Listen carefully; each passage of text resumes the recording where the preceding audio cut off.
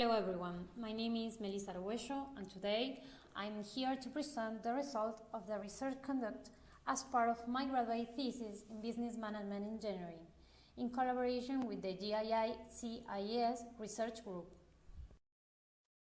In recent years, the software industry, like the entire digital service sector, has grown exceptionally and has positioned itself as one of the most powerful in the regional economy. Even in the face of a complex labor scenario during the pandemic, it operates with full employment and is in continuous expansion. In addition, a series of policies and institutions have been promoted in our country to foster the development and the revaluation of software development SMEs. We can mention the Law 27.506 on knowledge economy, which aims to promote new technologies, generate added value, foster quality employment, facilitate the development of CMEs, and increase export of the companies dedicated to knowledge-based services. However, despite these opportunities, software development companies face many challenges in the pursuit of quality, such as the limitation of time, budgets, specialized research, and many times carrying out their activities in informal environments. Although there are many software process improvement models, most of them are designed for a large company and, given their complexity, are not applicable in the context of SMEs. So, this proposal is based in two fundamental ideas. On one side, the analysis of the current situation of software development SMEs in the region. We have conducted a survey of software development companies in the region, including Buenos Aires, Córdoba, Entre Ríos, and Santa Fe provinces. These surveys let us establish the characteristic of this type of industry. On the other hand, software process improvement, or SPI models, provide a framework for software development according to establish the planning while improving the developer's activity to create better products. So we have conducted a comparative study of the most widely used SPI models in the market, considering their activities, limitation, structure, and application process.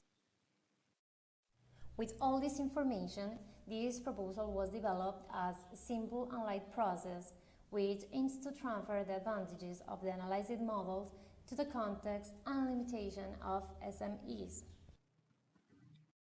Therefore, as a first step, the tire structure was adopted, because it's one of the characteristics that allow many of the improvement models to be widely accepted throughout the world. These axes have a double objective: diagnosis and direction of the improvement. They have a diagnosis proposed because the level structure allows us to evaluate the degree of the evolution of a particular characteristic. On the other hand, they have a directional objective because they indicate where improvement is needed, establishing the necessary condition to position themselves on the next step. CMMI, for example, use a tire structure with 5 levels, which can be really overwhelming for SMEs. The proposed axes to evaluate are plan definition, affected test level, definition of test cases, test activities, traceability, test environment, testing tools, and feedback. The application process is summarized in the figure. The improvement process consists mainly of making a small but significant improvement in short cycles. These baby steps are the way in which the best results were observed in SMEs. It allowed both the development team and the stakeholder to focus on specific activities, obtaining results more quickly and with less resistance to change. The first step is the diagnosis. Before implementing an improvement, the starting point must be established, that is, the current state of the organization's testing processes. For this, a level must be established for each of the axes. The objective at this point is to answer the question, where am I, for each of the axes. For this purpose, a diagnostic matrix was developed. It allows us to establish the level of evolution for each of the defined axes. It is recommended that everyone involved in the project participate in this activity. The second step is the detection of the improvement points. Once the diagnosis has been made, axes which have the potential to be improved must be detected. That is, those that are not in the highest level. The purpose of this step is to determine what can be improved. The next step is the implementation of the improvement activities.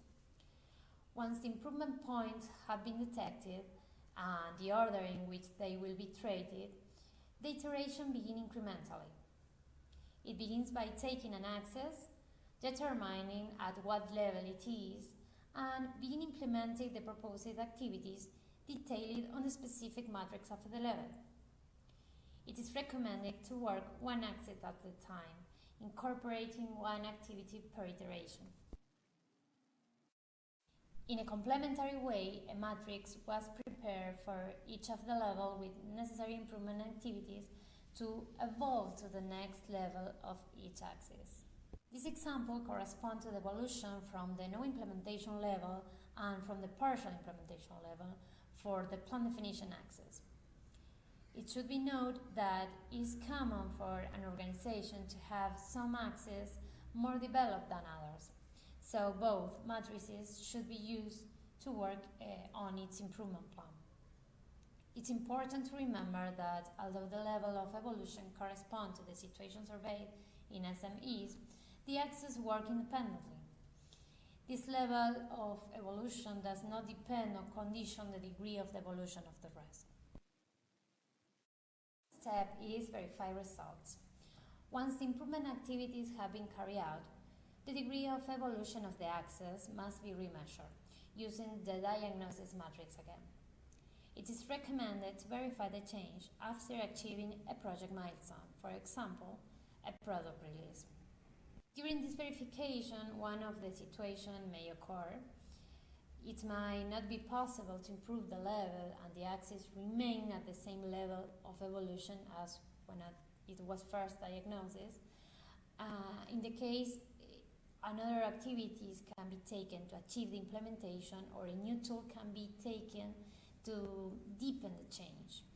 Not all improvement activities and tools are applicable in all cases. Some tools often better accepted in their user than others, and it's preferable to detect this situation as early as possible in order to carry out corrective action, so progress monitoring is necessary. Perhaps the level has been improved, but is not yet at the highest level.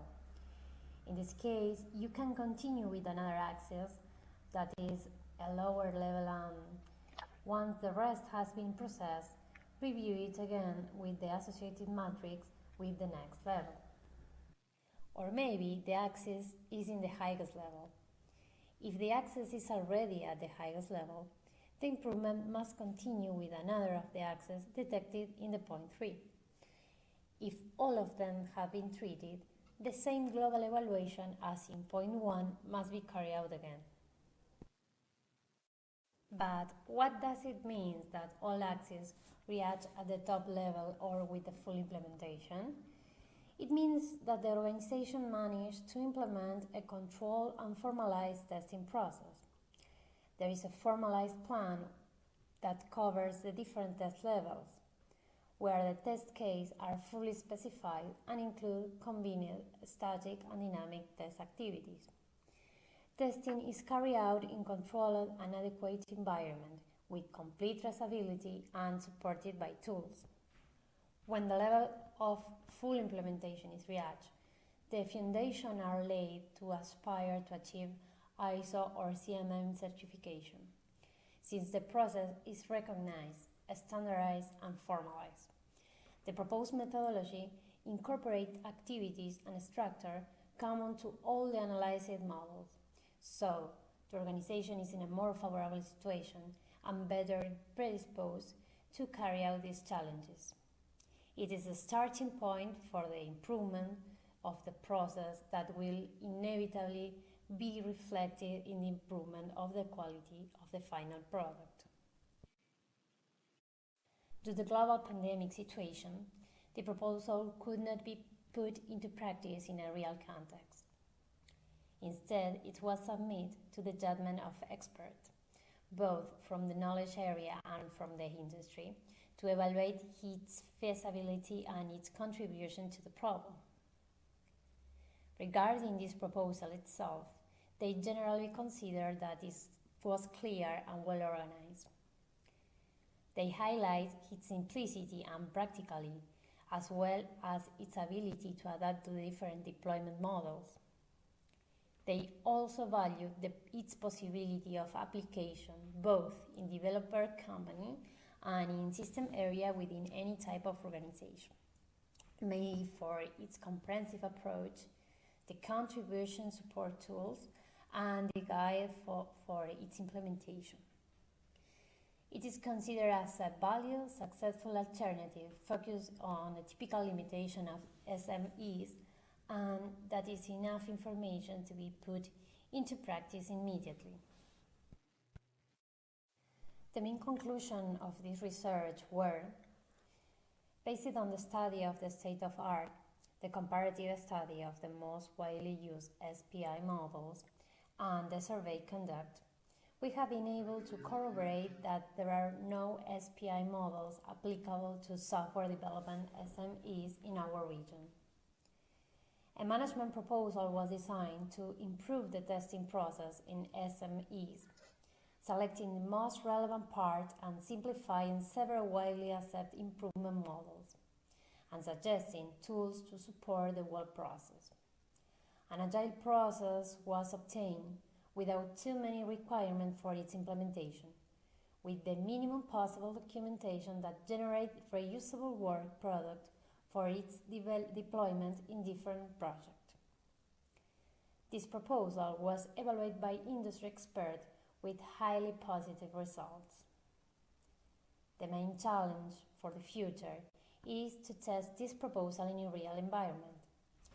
This will allow new challenges based on the ability to adapt the proposal to the particular situation of each organization. It is important to note that the proposal presented is intended as a first step for those organizations that are at the lowest level of evolution of their process. The objective of the future is to take the proposal to the next step. Thank you everyone for attending, and if you have any question, please let me know. Thank you.